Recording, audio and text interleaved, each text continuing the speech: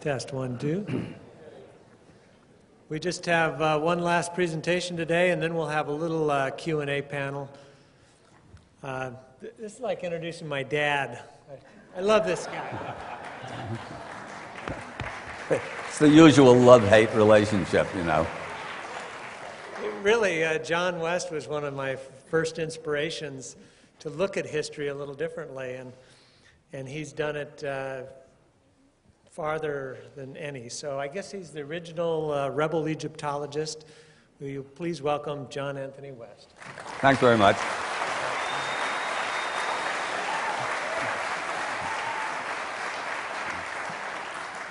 You know what you're going to say?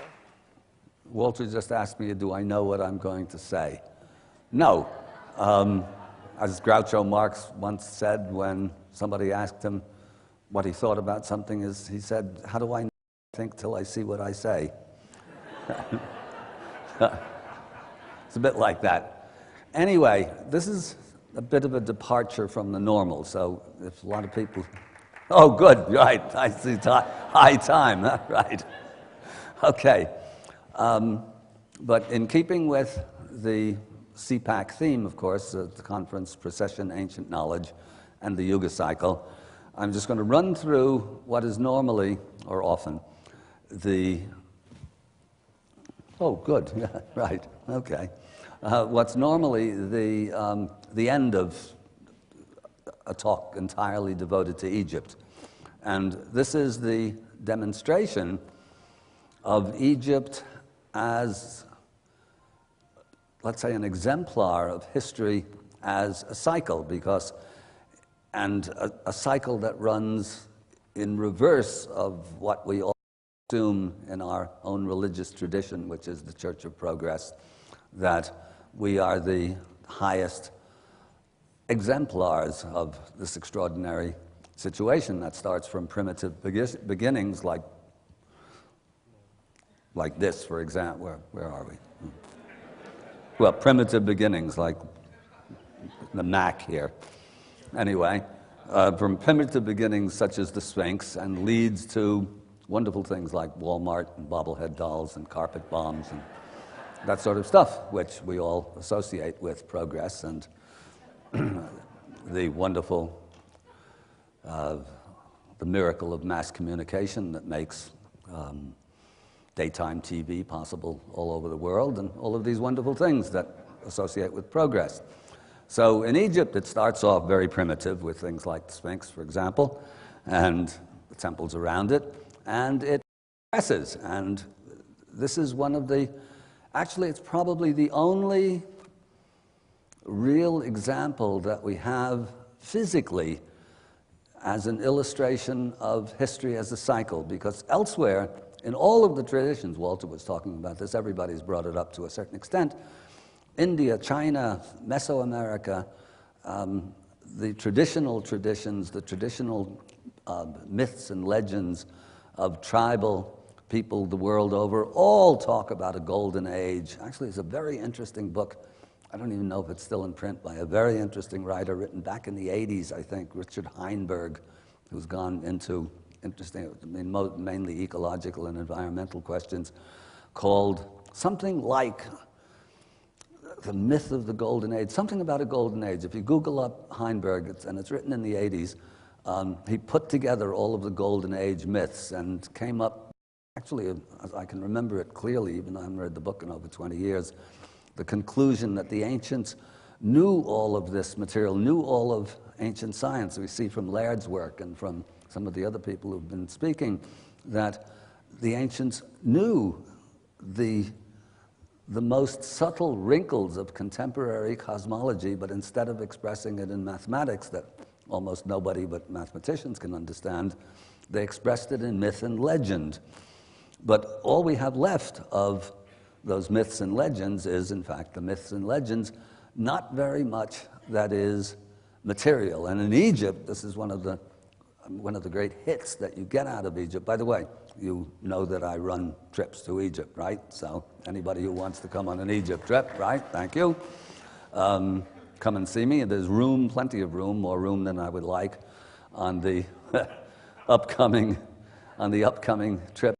at the end of October. So anybody with lots of money and plenty of free time who wants to escape from the impending debacle, run off to Egypt with me at the end of October and see what a real civilization is like. Because we're not going to have much left of this phony civilization after not very long, which is going to be the subject of this talk if I ever stop blathering on now. Also, I want to mention, and I almost forgot, after the talk, after the, I don't know if we have lunch here or if everyone disperses, but in the book room, there's a poster presentation by my friend and formerly one of the people who came on my trip, Ed Nightingale. You may have seen it in the back corner, the back left-hand corner, of a lot of diagrams of the Giza Plateau. Now, what Ed has done, I think he's solved a major, piece of the puzzle, and I hope some of the mathematically astute people here who know more about the inner workings and the geometry as well, will go take a look, and Ed will, because if you just look at the diagrams, you can't make head or tail of them, but if Ed is there to run through, to do a little bit of a, maybe no more than a 5-10 minute rundown, you'll see what's at stake.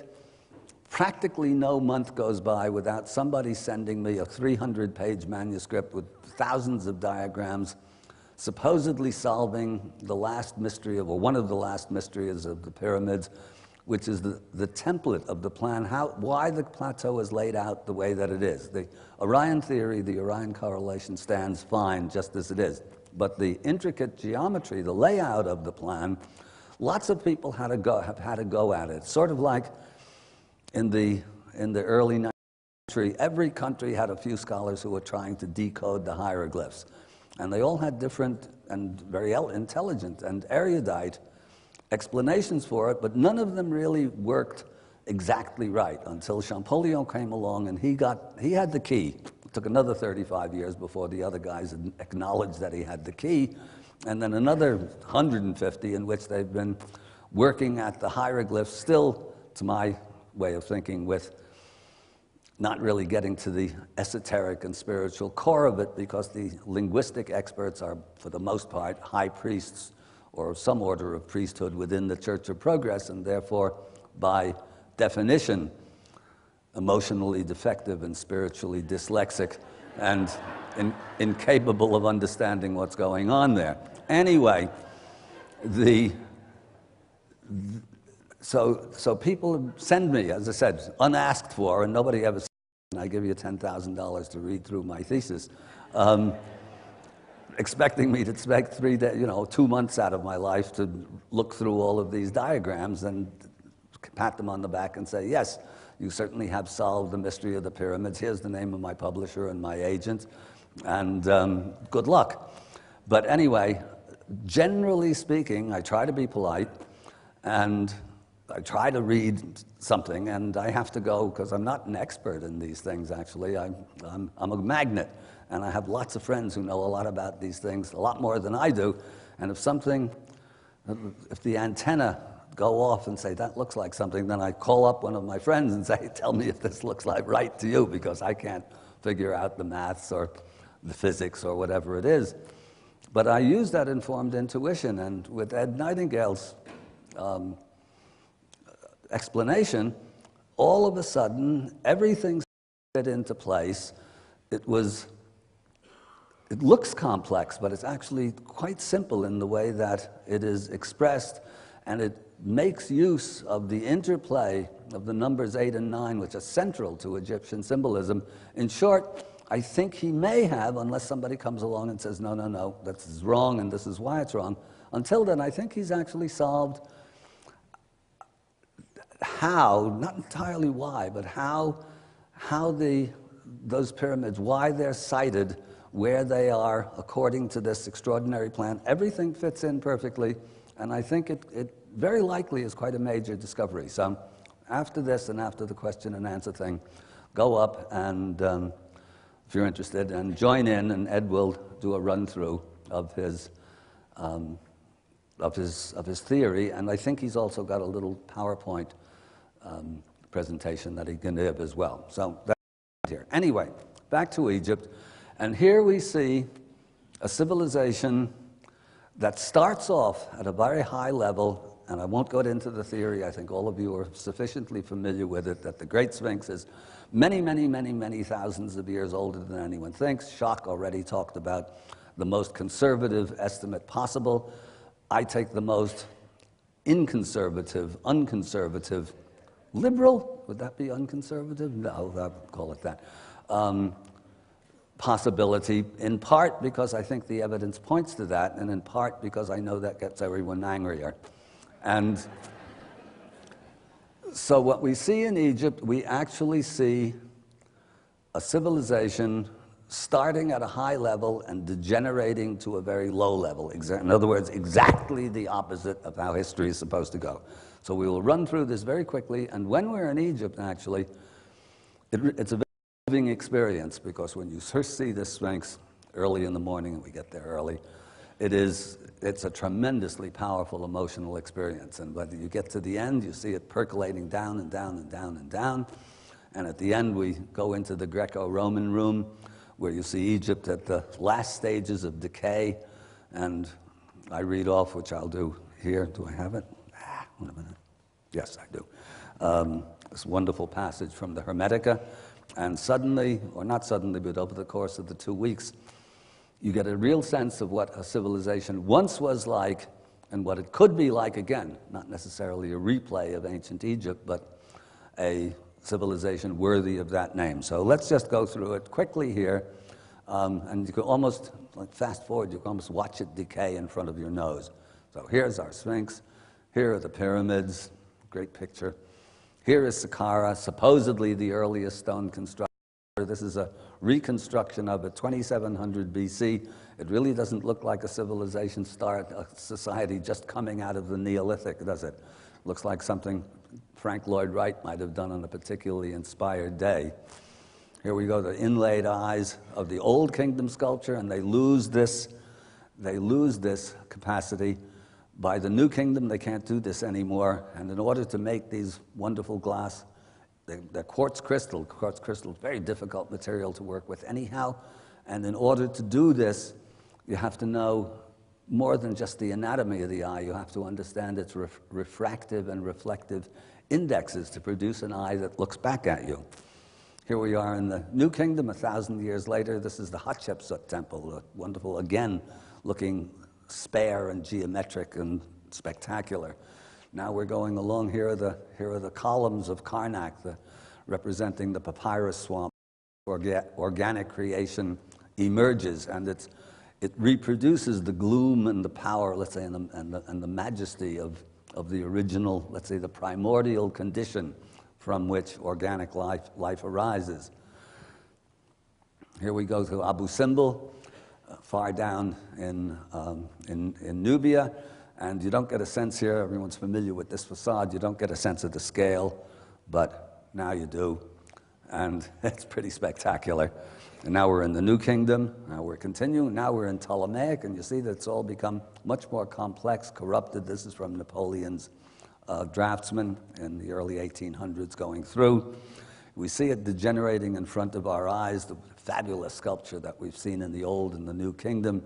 This is in Roman times, and this guy looks like he's just come back from the orgy, and probably that's exactly what he's done. But you see that the execution of it is pretty good, but it is as unspiritual a statue as you could possibly find until you get here, which is more unspiritual still. This is the Alexandria Museum, where this great Sphinx has become Tony the Tiger. And it gets still worse. If you can make out this is the last gasp of ancient Egypt, the catacombs of Komolchugafa in Alexandria, where all sorts of Hellenic and Roman elements have been integrated with the Egyptian. The whole thing looks like an underground Disneyland. It's corrupted and unspiritual. And when does one get in here? Well, this is an illustration, actually, because there's an important point here, and I don't know if I have other things, but in the Egyptian temples, you see throughout New Kingdom temples also, but mostly the Ptolemaic temples, you see all of these hammerings you see that they've been effaced. See, all the faces have been effaced. It's always, the Christian church is always accused, as Coptic Christianity took over from ancient Egypt, and the church it's always said that Christian fanatics came in and ruined all of these wonderful reliefs. But in fact, when you look at it closely, this may be the one crime that the church has been accused of where it's innocent.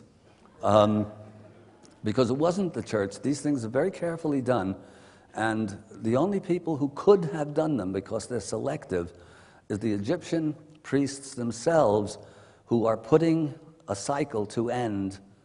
In other words, they recognize the processional cycle going on, and they recognize that their own civilization is dying, and they are carefully effacing that which should die or must die, and are leaving untouched that which pertains to the cycle coming up. So it'd be a big study, would make a wonderful PhD study for carefully go through. I've done a lot of work with Shock on this, actually. We have another talk we could do just on the effacing.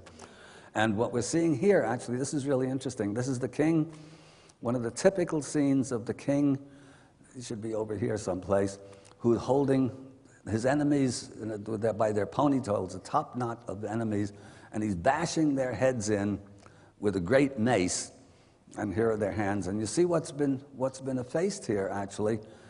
So the enemy represents the forces of Set, in other words, the barbarian.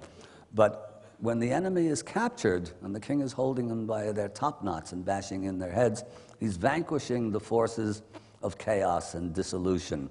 But when somebody comes along and hammers out the hands and the faces of the enemy, effectively it's a double negative. In other words, the barbarian is once again loose upon the land. And you see this all over in Egypt. Very study to see these selective, careful effacements. But what the priests are recognizing in this is that this particular civilization is coming to an end, and something else is going to flow from it. In this case, it's Christianity. Coptic Christianity will arise, and when you look into early Christianity, you see that it is, effectively, it's remedial Egypt. It's the same doctrine. This is one of the reasons why Egypt was Christianized so easily and so quickly. Same doctrine, Isis, Osiris, Horus, and the ultimate return to the source, which becomes, in Christian terms, salvation. So Coptic Christianity takes over, and it's remedial Egypt in the sense that it's the same doctrine, but they've lost the science. And this is a terrible loss, because it takes another 1,600 years for our science to arise, by which time they throw out the spiritual aspect of it, as Tom Brophy mentioned, and we're stuck with our materialist and rationalist science, which will occupy, actually, the rest of this talk, and probably a lot longer, because I've got you guys captive. And this thing, it says 12 o'clock, but no way, nobody else to follow me, so you're stuck. Anyway, here's the Coptic cross, here's the Coptic cross hammered into the columns of Philae Temple. So in this case, Christianity doesn't destroy everything. They pick that up later on, but in Egypt, no, they appropriate it. They recognize, somehow or another, don't know how, the most sacred parts of the temple, which they convert to Christianity in their own way. But then, over the course of time, that disappears as well, and finally we have the ultimate degradation, as far as I'm concerned, of the ancient Egyptian doctrine, which are the gods of Egypt, the back end of a camel, and that's about as degraded as you can get. And thereafter, however, that's the end of the end of the Egyptian civilization. But it's not necessarily the end altogether, because, well, we're not going to go into this, right? Okay, that's what I want. Ultimately, because of the cyclical nature of history, what the Egyptian civilization has come to an end. Christianity, and in fact, all of pretty much, as far as I'm concerned, pretty much the great religious systems of the Piscean age are pretty corrupted. My view of the existing institutionalized religions is not high, but if they are to survive at all, I'm that they will have to, in their own way, the Eastern traditions already do this, recognize their earlier roots, but the Western religions, Judaism, Christianity, Islam, if they are to survive at all in their present form, it must come through the recognition that they themselves are a stage in this greater cycle of civilizations that depend upon, that pay homage to the return to the source. And let me just read, I'm doing it for time, I can't see what time it is. Because here's this wonderful prophecy from the Hermetica, supposedly written around 200 AD, no one's sure by whom, but it paints the picture pretty accurately. Why is that doing that? Okay, this is Asclepius, not the Greek Asclepius, the doctor, but Asclepius, who is the son and disciple of Hermes Trismegistus, who is the Greekified, the Hellenized version of Jehuti, who is not a person or even a sage, but the principle of cosmic wisdom. And so it is Hermes Trismegistus who's talking to Asclepius, and he says, "Do you not know, Asclepius, that Egypt is an image of heaven? Or to speak more exactly, in Egypt all the operations of the powers which rule and work in heaven have been transferred to earth below," astronomy. "Nay, it should rather be said that the whole cosmos dwells in this our land as in its sanctuary. And yet, since it is fitting that wise men should have knowledge of all events before they come to pass, you must not be left in ignorance of this. There will come a time when it will be seen that in vain have the Egyptians honored the deity with heartfelt piety and assiduous service, and all our holy worship will be found bootless and ineffectual. For the gods will return from earth to heaven. Egypt will be forsaken, and the land which was once the home of religion will be left desolate, bereft of the presence of its deities. O Egypt, Egypt, of thy religion nothing will remain but an empty tale, which thine own children in time to come will not believe. Nothing will be left but graven words, and only the stones will tell of thy piety. And in that day men will be weary of life, and they will cease to think the universe worthy of reverent wonder and of worship. And so religion, the greatest of all blessings, for there is nothing, nor has been, nor ever shall be, that can be deemed a greater boon, will be threatened with destruction. Men will think it a burden and will come to scorn it. They will no longer love this world around us, this incomparable work of God, this glorious structure which he has built, this sum of good made up of things of many diverse forms, this instrument whereby the will of God operates in that which he has made, ungrudgingly favoring man's welfare, this combination and accumulation of all the manifold things that can call forth the veneration, praise, and love of the beholder. Darkness will be preferred to light, and death will be thought more profitable than life. No one will raise his eyes to heaven. The pious will be deemed insane, and the impious wise. The madman will be thought a brave man, and the wicked will be esteemed as good. As to the soul and the belief that it is immortal by nature, or may hope to attain to immortality, as I have taught you, all this they will mock at, and will even persuade themselves that it is false. No word of reverence or piety, no utterance worthy of heaven and of the gods of heaven will be heard or believed. And so the gods will depart from mankind, a grievous thing, and only evil angels will remain, who will mingle with men and drive the poor wretches by main force into all manner of reckless crime, to wars and robberies and frauds and all things hostile to the nature of the soul. Then will the earth no longer stand unshaken, and the sea will bear no ships. Heaven will not support the stars in their orbits, nor will the stars pursue their constant course in heaven. All voices of the gods will of necessity be silenced and dumb. The fruits of the earth will rot, the soil will turn barren, and the very air will sicken in sullen stagnation. After this manner will old age come upon the world. Religion will be no more, all things will be disordered and awry, all good will disappear. But when all this has befallen Asclepius, then the Master and Father, God, the first before all, the maker of that God who first came into being, will look on that which has come to pass and will stay the disorder by the inner working of his will, which is the good. He will call back to the right path those who have gone astray. He will cleanse the world from evil, now washing it away with water floods. it out with fiercest fire, or again expelling it by war and pestilence. And thus he will bring back the world to its former aspect, so that the cosmos will once more be deemed worthy of worship and wondering reverence, and God, the maker and restorer of the mighty fabric, will be adored by the men of that day with unceasing hymns of praise and blessing. Such is the new birth of the cosmos. It is a making again of all things good, a holy and awe-striking restoration of all nature, and it is wrought in the process of time by the eternal will of God. Pretty good writing. So that's the prophecy, and as you see, the dire parts of it sound rather like the headlines on today's newspaper. The environmental, ecological, the total denial of a spiritual aspect to our lives. All of this that we see coming out. The scholars argue about this and think that whoever wrote this is talking about the impending end of the Roman Empire. Maybe, possible, but the ecological, environmental side of it, the astronomical side of it, seems to harken back maybe to earlier cosmic catastrophes. The environmental, ecological devastation does not sound like what they would be talking about in the 2nd century AD, but it sure seems relevant to our day today. So, according to the Hermetica, there's a turnaround point at some point, and God is supposed to see to it that everything gets to be okay.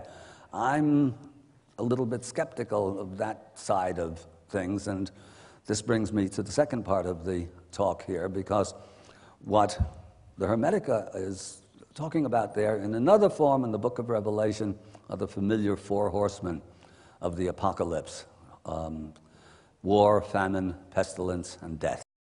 And you Google up 4 horsemen, as always, you get this gigantic overload of information, misinformation, disinformation, and it's up to you to figure it out. On the other hand, that's the downside of technology. The upside is that you don't have to drive 200 miles to the nearest library, or where I live, of that kind of a library, and spend 4 days researching it out. Click of the mouse and it does it all, and you have this tremendous amount of information. Anyway, without going into details, the 4 horsemen are kind of a peculiar choice, because death comes to us all. Famine and pestilence are mostly out of human control, although we seem to be in the throes of creating both famine and pestilence in our own way. And war is the only element within of the 4 horsemen, the only element that's under human control, or strictly under human control. And the 4 horsemen have been active. They were certainly active back then. They're active as ever now, but they're aided and abetted by another group of, let's say, they have their reinforcements now, who are not recognized for what they are, and that's the rest of this talk. And these are the 4 cowboys of Apocalypse 2.0. And they ride white geldings, and they wear white Stetsons, and they spread around the countryside or use the media spreading tidings of comfort and joy. And they are capitalism, patriotism, democracy, and technology. They're supposed to be the good guys, but they're the 4 cowboys, and they are recognized more or less for what they are. Real civilization, in the Egyptian sense, a civilization where, and I define a civilization for myself, you're not obliged to take my definition, a civilization occurs when human beings individually and collectively realize that we are here for a particular purpose that was understood in ancient times. That purpose, described by Schwaller, I like it because it avoids specific religious connotations, is the return to the source. The return to the source is stellar. In other words, we are star children in some probably quite literal sense. And the Egyptians understood. This is the famous image from the second tomb of Tutankhamun. And you see the mummiform figure of the king, probably, we're not sure. But you see with a star out here, connected by of force, of energy, or of consciousness to his third eye. In other words, this is a symbol of enlightenment, and it's only the effort in the Hermetica that I just read, who said the immortality of the soul, or may become immortal, as I have taught you. This is a practice. It's not something that you read about. It's something that has to be done, and the end result is this. A lot of people doing this, and you have a civilization going. Nobody doing this, which is more or less what we have nowadays, no civilization going. And one of the reasons for that, or perhaps chief among those reasons, is the stampede of those four horsemen. So I'd like to just go in a little bit into them. Now, capitalism, of course, anybody left-wing and any political lefties, very erudite ones,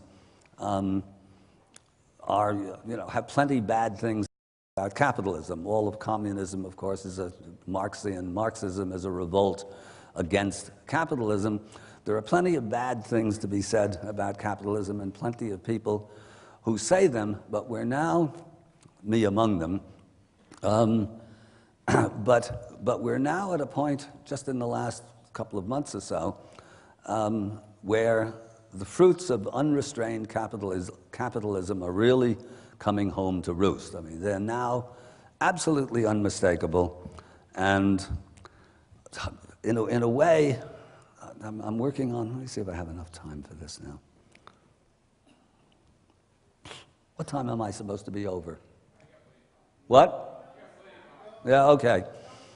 Okay, I never really set myself up as a prophet, but some 50 years ago, I wrote a couple of one-act plays that, when I look at them now, they were done all over the world, and television and all over. The second one, the better of the two, has only been done a couple of times, but in which, in a single 40-minute play, I managed to make fun of practically all of contemporary civilization, sort of ripping apart capitalism, religion, science, and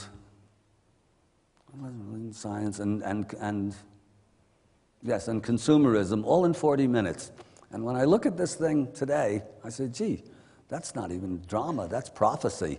I mean, I have the businessman, the ultimate archetypal businessman, who has studied all his life to become a consultant's consultant. That is, when consultants don't know what to do, they call him up. And now the phone keeps ringing. The phone keeps ringing, and he doesn't know either, so he's absolutely distracted. And who is it that's calling him? It's General Motors calling him, and what's their question? What do we do next? And he doesn't know. And all the other big corporations, IBM, are calling him. They don't know what to do next. So this thing's written 50 years ago. And so now I'm watching it all unfold in front of my nose with, there's an element of glee to it, because I saw this coming all along. But the other horsemen, and actually here is a thing just from the other day. Hold on, let me find this quote. This is what we've come to now, and there's not a person in this room who isn't aware of this. But I don't know. See, what happens is that a lot of the stuff doesn't get reported. I mean, obviously, it's not going to be reported on Fox News, and probably not in the New York Post. But you might expect it sometimes, at least in the New York Times or LA Times or something of that sort, except you have to wade through the language. And these media, particularly New York Times, who I'd say have perfected the art of calling a spade a mole herd. A mole herd, that's M-O-L-H-E-R-D, which stands for a manually operated, long-handled earth redistribution device. So as soon as you call a spade that, you've basically lost track of the whole thing. But this is Bernie Sanders describing the Wall Street debacle. Bernie Sanders is the one socialist, and I'm not a socialist, mind you. I'm not a capitalist, and I'm not a socialist, and I'm not a communist. But I can look at all of them pretty objectively, I like to think.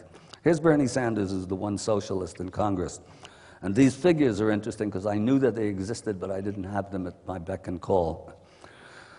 For the first 7 years of Bush's tenure, the wealthiest 400 individuals in our country saw $670 billion increase in their wealth, and at the end of 2007 owned over $1.5 trillion in wealth.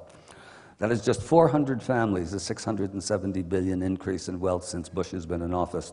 In our country today, we have the most unequal distribution of income and wealth of any major country on earth, with the top 1% earning more income than the bottom 50%, and the top 1% owning more wealth than the bottom 90%.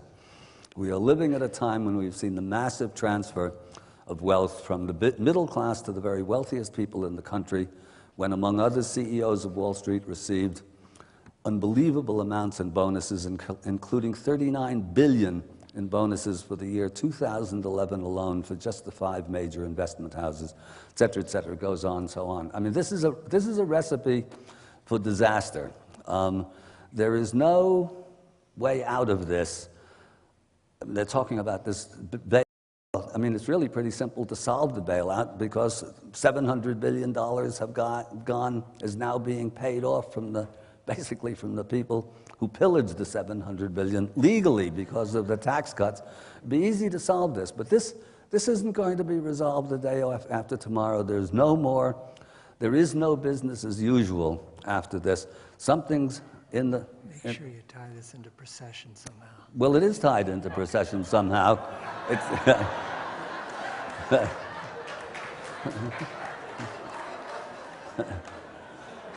It's well tied. It's well tied into procession, because the sequence of Egypt actually is the historical backup for that processional. In other words, for the cyclical nature of history, and we're now at a point in history where we're at a break point. And I mean, I knew this break point was coming for a very long time, but I couldn't have said that it was exactly now. We, of course, everybody in this room for sure is familiar with 2012 as the Mayan Hopi break point. I'm not sure what the Indian tradition is, but even if I never had heard of 2012, I'd picked around that date for the time when all of this stuff has to come to a head, and it's now coming to a head, and quick. Now, all of this is sounding very negative, and some of you may not like that, and that's too bad. There's a real, and I take this point of view and absolutely consciously and deliberately, negation, the constructive aspect of negation, is one of the most powerful things we have at our disposal. There are, in my opinion, I only know of 3 ways to learn lessons. There's the hard way. That is, when, let's say, you want to be a musician or a baseball player at a professional level, every bit of energy and talent and energy goes into perfecting whatever it is that you've chosen to do. It's unbelievably hard work. Nothing guarantees that you're going to end up on Carnegie Hall or the major leagues, but there's a joy to it. It's deliberately chosen. Everything is directed toward it. You don't regret it for a second, even if you don't make it. The second way, that's the hard way. The second way is the harder way, and that is if you're an alcoholic or a junkie and you deny that you have a problem. You deny it until you're in the gutter at death's door, and all of a sudden you realize that you do have a problem and you have a choice: die or cold turkey out of where you are. This is our society. We are a junkie society, addicted to consumerism, and the other 3 cowboys are participating in this. And then the third way is actually the grace of God, which the Hermetica talks about. And it's not that I disbelieve in it, but I'm not the least bit sure that it's going to happen just like that without us having to do our inner work. And our inner work is both individual, collective, and it's very difficult work. Without that inner work, nothing can happen. We won't survive. But the negation, in other words, the understanding that you have to know what's wrong, and you only learn, actually, by correcting your own mistakes. If everybody tells you you're a genius to start off with, you never do anything else, because why bother? You can do it all. So it's the negation is absolutely central to doing anything constructive. And so it's very important to remember that. Okay, so that's capitalism. And so capitalism actually, particularly in this country, has, we see what's happening. Oh, okay, well, let me get another quote here. I believe that banking institutions are more dangerous to our liberties than standing armies. If the American people ever allow private banks to control the issue of their currency, first by inflation and then by deflation, the banks and corporations that will grow up around the banks will deprive the people of all property until their children wake up homeless on the continent their fathers conquered. That is not Karl Marx talking, it is Thomas Jefferson, 1802. So, in other words, it's not as though nobody saw this coming, but now it's come, and it has to be dealt with. And as we see, as of yesterday, I guess it is, instead of letting the tyrannosaurus die, they get bailed out. And put another way, when the foxes guard the hen house, that's bad enough, but when the government by decree demolishes the hen house, unless by some miraculous, unthinkable chance Darwinian mutation, the chickens acquire sharp teeth, they're sunk. And this is roughly the situation that we find ourselves in today. To use another analogy, everybody is sort of pinning their hopes on this election. When the runaway horse has gone over the cliff, it doesn't matter who's in the saddle. And in fact, as Galileo has proved to us, it doesn't go any faster or slower either that way. The horse is over the cliff. 5 minutes, but these are processional minutes that actually go on for a much longer time.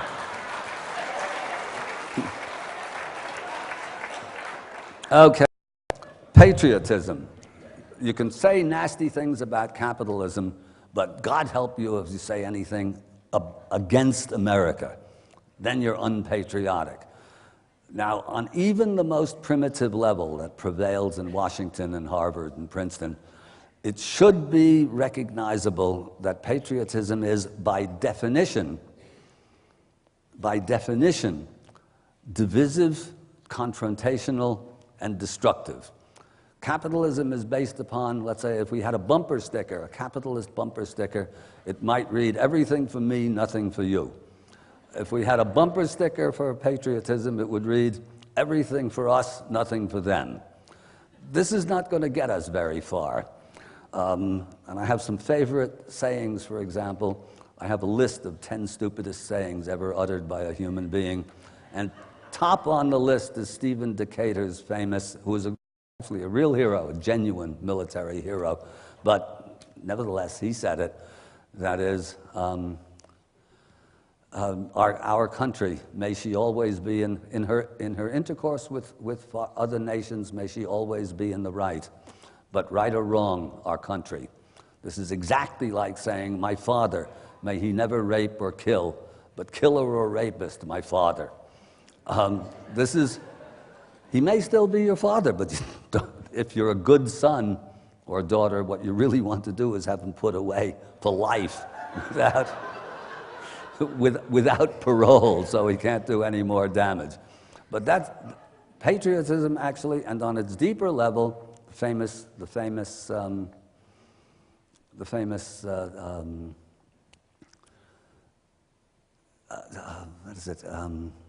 Samuel Johnson quote that patriotism is the life course of scoundrels. That's the easy kind of patriotism. The other flag-waving patriotism, the sort of knee-jerk flag-waving patriotism is much more dangerous. It may be a terrible degenerate form, without going into the psychology of it, of what was originally, let's say, allegiance to the tribe, when there was a blood sanguinity, a common blood in turn, and the survival of the tribe was more important than the survival of its members. You see that with tribal cultures still, even to this day, and it's very admirable. When it's flag-waving, when it's American-style flag-waving, it's become absolutely hopelessly degenerate, and it has to be understood actually as providing a surrogate soul for non-entities who have never developed souls of their own. And yes, Virginia, there is a soul, but it's like an acorn or a seed. It has to be developed, or a talent for music, no development, no soul, no baseball, no music. It has to be worked on, but patriotism serves that, this extreme form of patriotism that we see knee-jerk in the media and particularly from our politicians, is basically, it's not a virtue but a pathological condition. And until it's recognized as such, nothing much can happen. When the extreme patriots have the same, basically the same social status as child molesters, maybe something will happen. Until then, we're in trouble. Anyway, that's patriotism. And finally, democracy. Who dares say anything against democracy? Churchill quote, "Democracy is the worst system devised by the wit of man, except for all the others." Sounds good. That's a nice saying, but Churchill said some really good things. Actually, my favorite Churchill quote, if you know it, when he was a great drunk, Churchill, as you probably know, party, and a woman came up to him, and it wasn't Lady Astor, but it was some very prominent lady at the time, and said, "Mr. Churchill, you're drunk." And he said, "Yes, madam, I am drunk, and you are ugly, but tomorrow I shall be sober." So that was Churchill at his best.